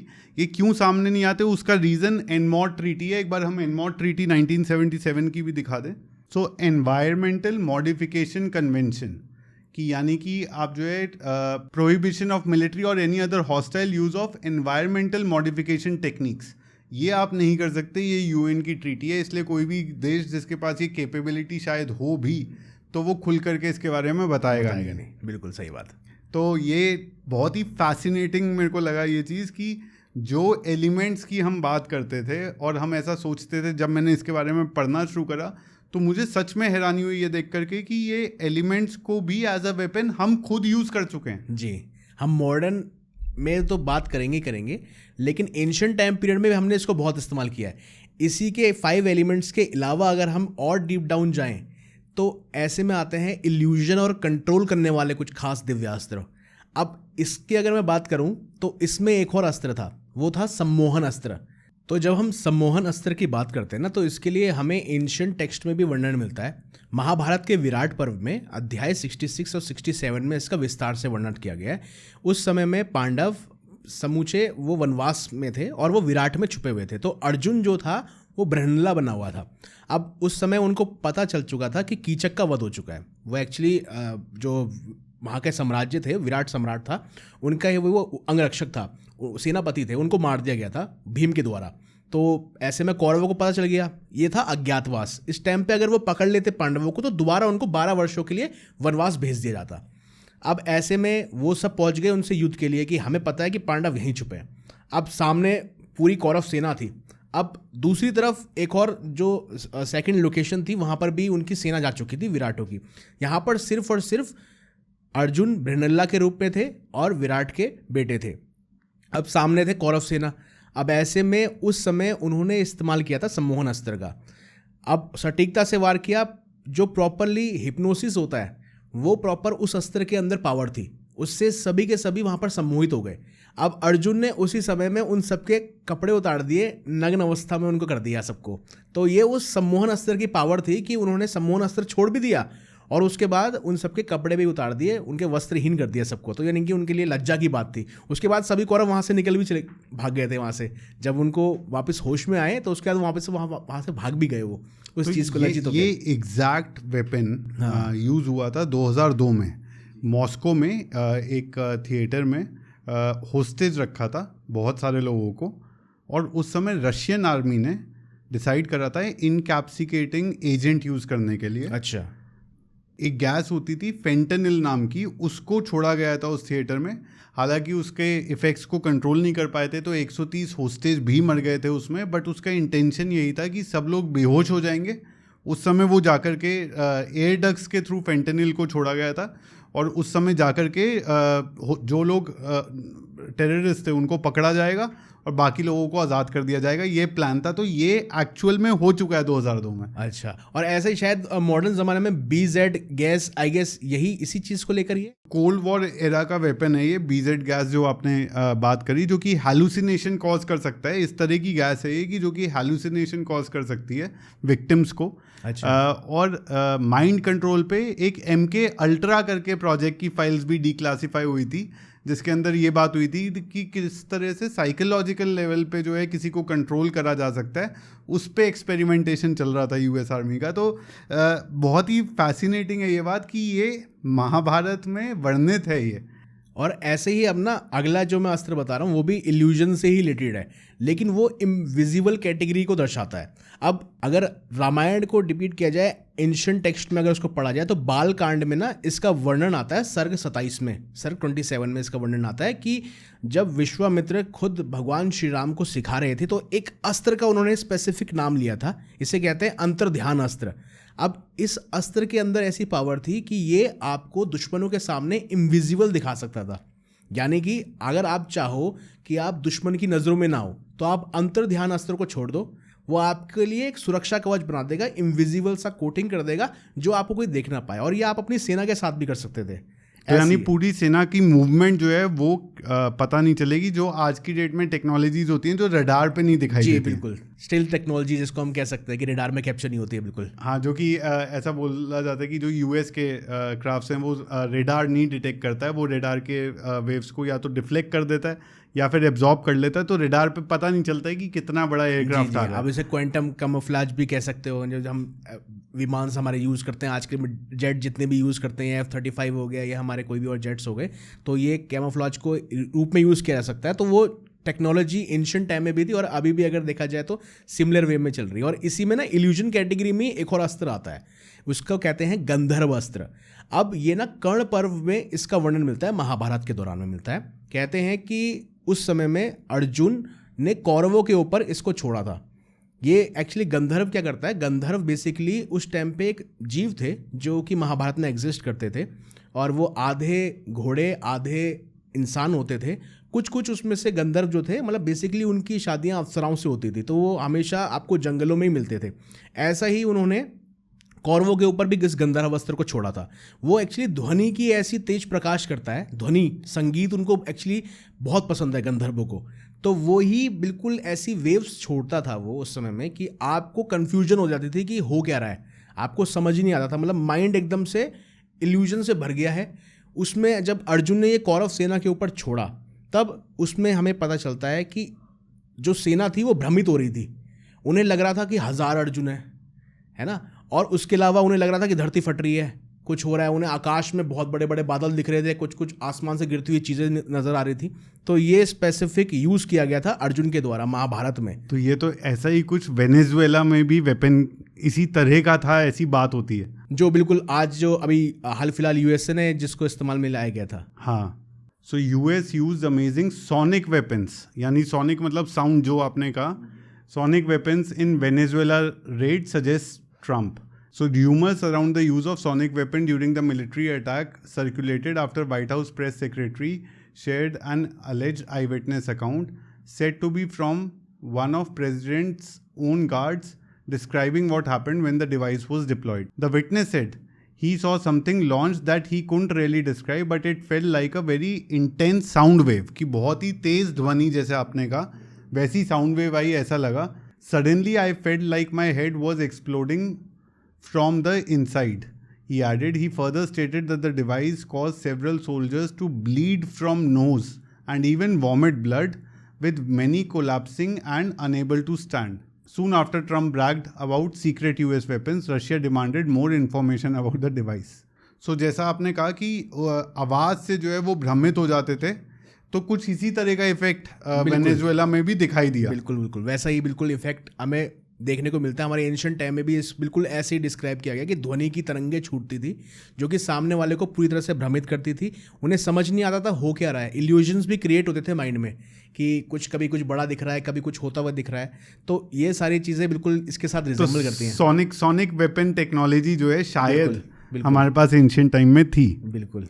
एक और चीज़ हमने हाल ही के संदर्भ में देखी प्रवीण भाई कि बहुत ही प्रिसीजन से एग्जैक्ट कमरों पे, एक बिल्डिंग के कमरों को भी टारगेट करा जा रहा था कि इस कमरे में ईरान के लोग होंगे, इस कमरे में ये लोग होंगे, ये सारे इंपॉर्टेंट लोग हैं, तो ये कमरों के ऊपर जो है बम फटेंगे. एग्जैक्टली वहीं जाकर के बिल्डिंग के अंदर बंकर बस्टर टेक्नोलॉजी के समेत. तो इतने प्रिसीजन के साथ मार करने की क्षमता इतने दूर के डिस्टेंस से, ये कहीं पर हमें एंशिएंट इंडियन टेक्स्ट में मिलती है ऐसी कोई वेपन की कहानी? ये ऐसा एक वेपन है. और मैं आपको बताऊं कि अगर मॉडर्न वॉरफेयर में ये जो आपने बात की बंकर बस्टर, ये जितने भी आपने टेक्नोलॉजी की बात की, वो अगर समय लेते हैं ना, उससे भी ये मान लीजिए कि कुछ मिली सेकेंड का समय ये अस्त्र लेता था. ये था पशुपतास्त्र, साक्षात महादेव का अस्त्र था. शिव पुराण के रुद्र संहिता अध्याय 10 में इसका वर्णन मिलता है. कहते हैं कि ताड़कासुर का वध करने के बाद उसके 3 पुत्र थे, तारकाक्ष, कमलाक्ष और विद्युतमाली. उन्होंने तीनों ने भगवान ब्रह्मा की पूजा की, आराधना की. उन्होंने मांगा कि हमें अमरता चाहिए. तब ऐसे में भगवान ब्रह्मा ने कहा कि मैं किसी को अमरता तो देता नहीं, अमरता तो मैं मिल नहीं सकती. तब उन्होंने मांगा कि हमको ना 3 अलग अलग शहर दे दीजिए. तो उन्होंने खुद अंतरिक्ष में 3 शहर बनाए. एक था सोने का, एक चांदी का, और उसके अलावा एक था आयरन यानी लोहे का. और बोला कि हमें ना कभी भी कोई ना मार सके. अगर मेरे कोई राज्य पर हमला करने आए तो दूसरे राज्यों को कुछ मिटा ही ना सके और फिर मेरा राज्य दोबारा रिस्टोर हो जाए. मतलब कि तीनों को मारा जा सके तो एक साथ मारा जा सके, और जब तीनों एक साथ अलाइन हो, एक ही साथ में अलाइन हो, वो भी 1000 सालों में कुछ सेकंड के लिए, मिली सेकंड का अंतर मान लीजिए. और जब उन्होंने ऐसा वरदान प्राप्त कर लिया, यानी कि वो ऑर्बिट हो रहे थे जी, और उनके ऑर्बिट अलाइन जो होते हैं जी बिल्कुल, जैसे कोई सैटेलाइट्स ऑर्बिट करती हैं वैसे ऑर्बिट हो रहे थे, और वो तीनों एक ही लाइन में अलाइन होते थे कुछ 1000 सालों में, सिर्फ कुछ मिली सेकंड्स के लिए. बिल्कुल. तो ये जब उन्हें वरदान मिल गया तो वो समझ गए कि अब तो हम अमर हो गए, क्योंकि हमें तो कोई मार नहीं पाएगा, क्योंकि हम जब तीनों अलाइन होंगे 1000 सालों में, तो 1000 साल तक तो हम अपराध कर सकते हैं. उन्होंने अपराध किए, देवताओं को बहुत कष्ट पहुंचाया, इंद्रदेव से लड़ाई की. अब सब पहुंचे महादेव के पास, क्योंकि महादेव ही उस समय में एक ऐसे थे जो इस कार्य को पूर्ण कर सकते थे. क्योंकि भगवान विष्णु भी कहा कि भगवान विष्णु जी ने भी कहा कि महादेव ही इस कार्य को कर सकते हैं, सिर्फ एकमात्र वही है. ठीक है. अब ऐसे में भगवान जब महादेव खुद साक्षात आए तो उन्होंने अपना पिनाक धनुष उठाया. उन्होंने कहा कि मैं इसको एक बारी में करूंगा, मिली सेकेंड के अंदर ही. अब उन्होंने क्या किया कि पृथ्वी को ही रथ बना लिया अपना. सूर्य और चंद्रमा उनके पहिए बन गए. सारथी के तौर पर आगे ब्रह्मा विराजमान हो गए.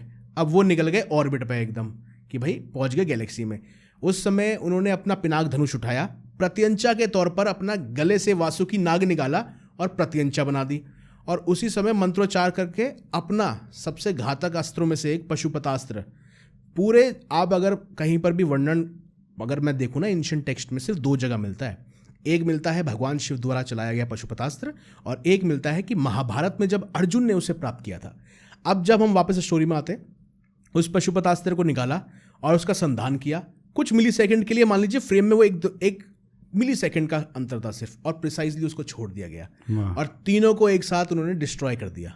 तो वो इतना उसके अंदर एक्यूरेसी थी, इतना मिली सेकेंड के अंदर, कि वो तीनों को एक साथ डिस्ट्रॉय कर पाए। और वहीं अगर इस पशुपतास्त्र का वर्णन देखा जाए तो ये हमें महाभारत में भी मिलता है कि भगवान श्री कृष्ण ने कहा कि अर्जुन, एक समय ऐसा आएगा जब तुम्हें भगवान शिव के पशुपतास्त्र की नीड पड़ेगी, तो तुम जाओ उनकी आराधना करो। तब आर्चरी के मुकाबला हुआ था दोनों के बीच, ये सब स्टोरी हम जानते हैं महाभारत में कि जंगल में दोनों मिले थे, एक दूसरे के हाथ में लड़ाई की थी, तब महादेव ने उनको अस्त्र दे दिया। अब इसकी कहानी रिजेंबल होती है, आगे बढ़ती है। तो जयद्रथ जो था, ठीक है, वो कौरवों का ही एक तरह से जिजाजी था, सबका ही जिजाजी थे वो एक तरह से। तो उन्होंने क्या किया था कि अभिमन्यु का वध किया था, सबसे बड़ा हाथ उसका था, क्योंकि उसे वरदान मिला हुआ था अपने पिताजी से। क्या किया कि उसका वध कोई नहीं कर सकता, कोई अगर उसका वध करने जाएगा, उसका शीश अगर धड़ से अलग होगा, तो जिसने उसके ऊपर वो हथियार चलाया है या वध किया है, वही विस्फोट हो जाएगा और वो भी मारा जाएगा और वो भी मारा जाएगा। मतलब उसको कुछ नहीं होगा, वो जयद्रथ जीवित रह जाएगा, वो जो हुआ है वो मारा जाएगा।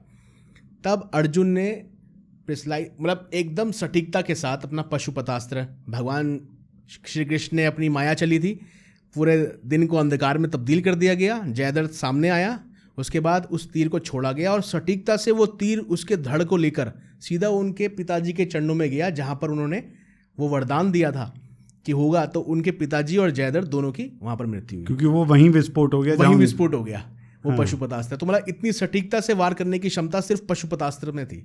अगर ये प्रिसीजन मिसाइल थी हमारी, बिल्कुल ये वही थी, प्रिसीजन मिसाइल थी, जो आज भी मॉडर्न वॉरफेयर में अगर आप देखो तो वो पिनाका का वर्णन भी आता है ऐसे हाँ, पिनाका MRBL, यानी कि एक ट्रक के पीछे इसको लोड करा जा सकता है और एक के बाद एक वो 24 गाइडेड होविट्जर की तरह 24 गाइडेड मिसाइल मार सकता है। जी।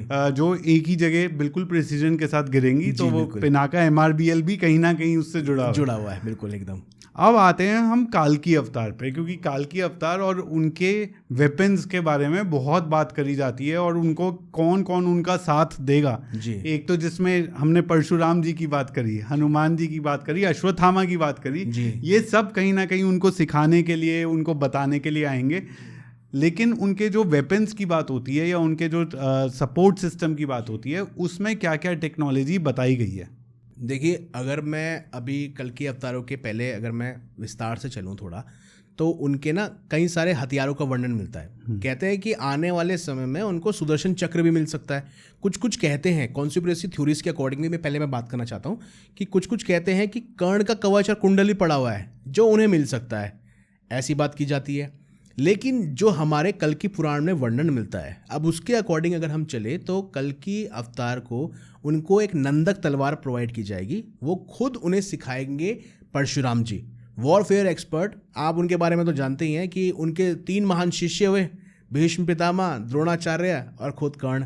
तो वॉरफेयर के मामले में परशुराम जी जो हैं वो बिल्कुल अल्टीमेट गुरु हैं, जिन्होंने बहुत सारे गुरुओं को सिखाया, जिन्होंने कर्ण, द्रोणाचार्य और भीष्म पितामह को भी सिखाया, जो अपने आप में बहुत बड़े योद्धा माने गए। हाँ, और वो इसीलिए कल्कि अवतार के समय तक उनको रखा गया कि ये बहुत ज़रूरी है हमारे लिए। हाँ। ठीक है, वैसे ही अगर हम बात करें कि उनके पास नंदक तलवार उन्हें प्राप्त होगी, बहुत सारे दिव्य तीरों तरकशों की बात की गई है। लेकिन अगर मैं उसको मॉडर्न टेक्नोलॉजी के हिसाब से जोड़ूं तो एक तो पहले तो देवदत्त घोड़े की बात की गई है, उनका देवदत्त घोड़ा होगा। क्या क्वालिटीज़ हैं जो ये तीर तलवारों की बात हुई और घोड़े की बात हुई, ये तीर तलवार और घोड़ों की क्या क्वालिटी बताई गई है कल्कि पुराण में? देखिए, कल्कि पुराण में अगर मैं सबसे पहले देवदत्त घोड़े की बात करता हूँ तो देवदत्त घोड़े के बारे में बताया गया है कि वो उड़ने में, हवा में उड़ने में सक्षम रहेगा, सफ़ेद श्वेत होगा, उसकी गति बिल्कुल अतुलनीय होगी कि उसको आप पकड़ नहीं सकते, वो इतना तीव्र होगा, वो कहीं पे भी उड़ के जा सकता है, कितनी भी तीव्र गति से भाग सकता है।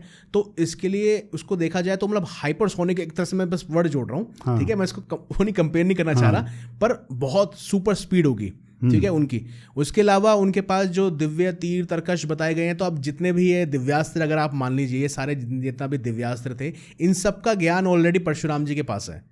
तो उस कंडीशन के हिसाब से परशुराम जी उन्हें कौन कौन से दिव्यास्त्र प्रोवाइड करते हैं, उनके अंदर क्या क्या टेक्नोलॉजी और ज़्यादा एडवांस हो पाएगी उस टाइम पीरियड में, वो तो देखिए भविष्य है उसकी हम कल्पना नहीं कर सकते, लेकिन ये बताया गया है कि बहुत सारे दिव्यास्त्र उन्हें प्राप्त होंगे। अब सटीकता से मार्क नहीं किया गया, बताया नहीं गया कि ये पर्टिकुलर दिव्यास्त्र उन्हें मिलेगा, लेकिन नंदक तलवार का वर्णन जरूर आता है। नंदक तलवार को बताया गया कि पूरी नीले रंग की होगी, एकदम चमकती हुई जैसे बिजली कड़क रही है, और जिस पर भी वो वार करेंगे तो वो झुलस जाएगा एक बारी में ही, जैसे बिजली का शॉक जब लगता है हाई वोल्टेज का, तो जैसा असर होता है तो वैसे ही असर होगा, तो कई सारे राक्षसों का वध करेंगे। इसके अलावा उनके पास एक और चीज़ बताई गई है, वो है शूका नाम का उनका एक तोता, जो बताया गया है कि ये इनके साथ रहेगा, जो उनको हर जगह के लिए गाइड करता रहेगा। परशुराम जी तो एक समय तक उनके पास रहेंगे, जो उनको शिक्षा देंगे, वॉरफेयर में एक्सपर्ट बना देंगे कि युद्ध कर पाएंगे, दिव्यास्त्रों का ज्ञान दे देंगे, लेकिन उसके बाद जो उनको आगे की राह दिखाने के थोड़ी सी काम करेगा वो शूका नाम का तोता होगा। अब वो मॉडर्न के हिसाब से, ज़माने के हिसाब से, क्या पता अगर मैं इसको आज के हिसाब से जोड़ूँ तो क्या पता वो एलेक्सा हो, अगर मैं इसे जोड़ना चाहूँ तो। अगर ऐसे एग्जाम्पल यानी कि एक ऐसा आर्टिफिशियल इंटेलिजेंट कोई डिवाइस जो आपके साथ रहता है और जो आपको गाइड करता रहेगा, क्योंकि उसमें इतना डेटा ट्रेंड है, इतने मैप्स ट्रेंड है, इतना सारा नॉलेज है, कनेक्टेड है जी, जिसको एक तोते के रूप में दिखाया गया है। जैसे कल की मूवी में भी भैरव के पास भी दिखाया गया, भैरव के पास भी दिखाया गया है, बिल्कुल ठीक वैसे ही उसमें भी एडवांसमेंट दिखाया गया है। हाँ। उसके अलावा उनके परिवार का तो वर्णन मिलता ही है कि उनके परिवार में अगर देखा जाए तो उनके 4 पुत्र होंगे और उनकी 2 वाइफ होंगी। इनमें से एक होंगी लक्ष्मी रूपी रमा होंगी और एक होंगी वैष्णो देवी माता को कहा गया है, त्रिकुटा कहा गया है। और उनके 4 भाई होने वाले हैं, जो कि सुदर्शन चक्र आपके, साथ ही शेषनाग, और उनका जो शंख है प्रजन्य,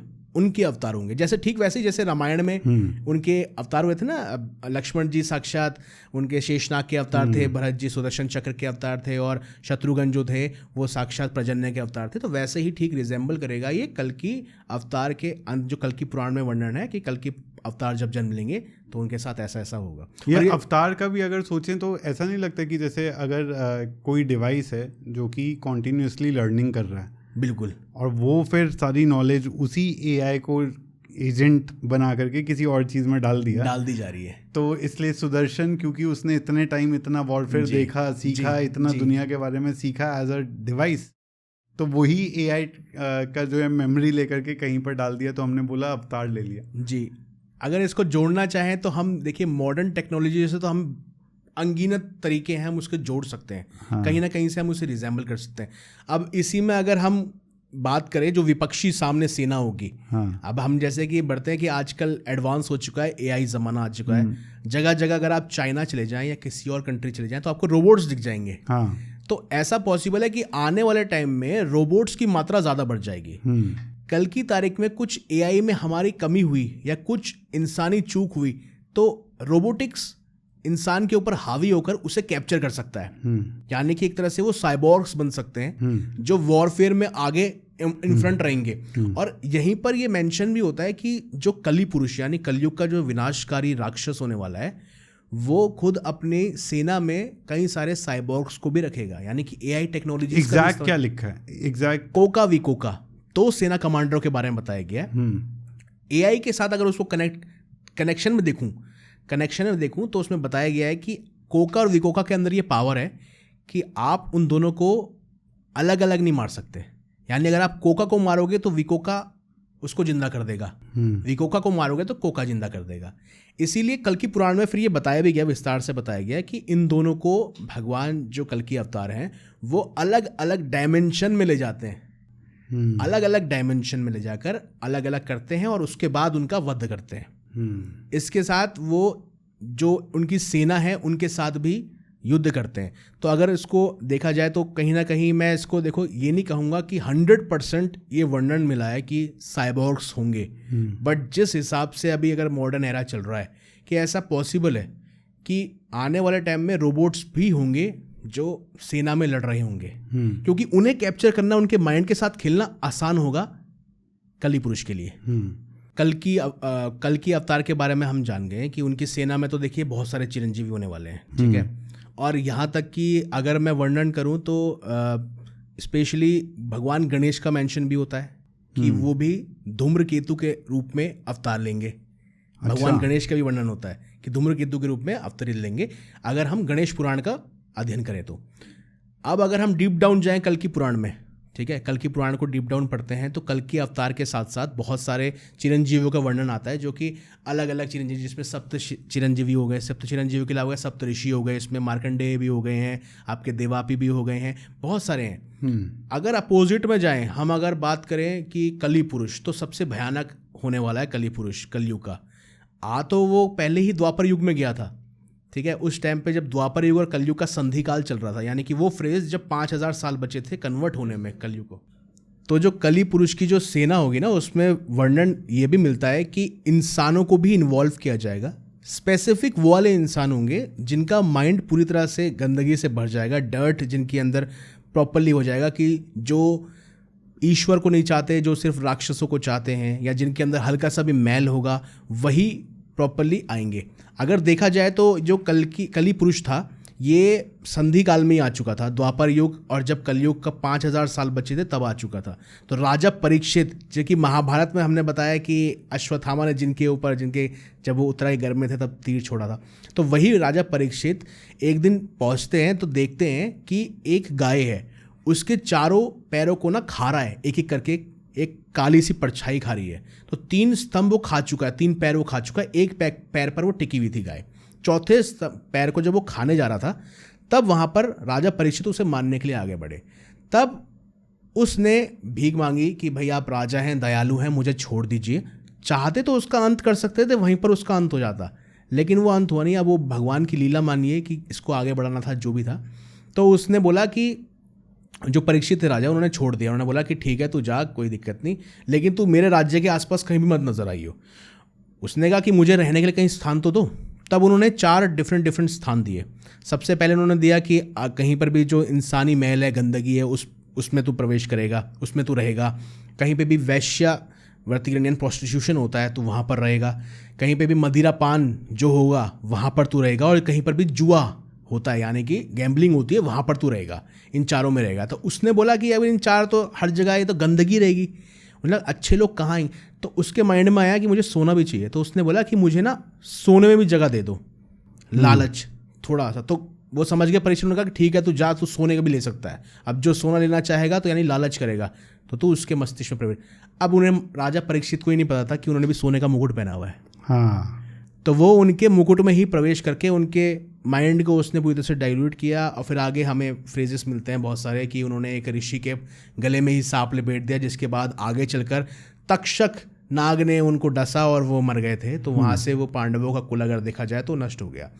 लेकिन जो कली पुरुष है वो वहीं से ज़्यादा पावरफुल हो गया। कली पुरुष वहीं से, क्योंकि उसे इन 5 चीज़ों में सत्ता मिल गई। अब आज भी अगर मॉडर्न एरा में देखोगे आप तो ये 5 चीज़ें जहाँ पर होती हैं, थोड़ी सी नकारात्मकता वहाँ ज़रूर होती है, और वही चीज़ कली पुरुष को फ़ायदा देती है। तो आगे मॉडर्न वॉरफेयर तो होता रहेगा, लेकिन इस चीज़ में यह है कि कली पुरुष कहीं ना कहीं हारेंगे ज़रूर, क्योंकि कल की अवतार तो स्वयं ईश्वर है। तो ऑडियंस मेरे को ये ज़रूर बताना है कि आपको ये पूरी जर्नी जानने के बाद कौन सी ऐसी चीज़ें हैं जो आपको लगता है कि और ऐसी हैं जो हमारे एंशिएंट इंडियन टेक्स्ट में वर्णित हैं और हमने शायद आज समय की कमी की वजह से नहीं पूरी कर पाए। लेकिन मैं ये कहूँगा प्रवीण भाई कि मेरे को बहुत सारी नॉलेज मिली इस पॉडकास्ट में। धन्यवाद। और मिस्टीरियस हिंदू आपका जो चैनल है उसके लिए हमारी तरफ से बहुत बहुत शुभकामनाएं। आपको भी। और मैं ज़रूर, ऑडियंस मेरे को ये ज़रूर बताना है कि क्या हम एक और पॉडकास्ट करें प्रवीण भाई के साथ, और क्या सुनना चाहोगे, कौन से टॉपिक पे चाहोगे आप पॉडकास्ट, वो भी कमेंट्स में ज़रूर लिख देना। ठीक है, थैंक यू सो मच भाई। थैंक यू प्रवीण भाई।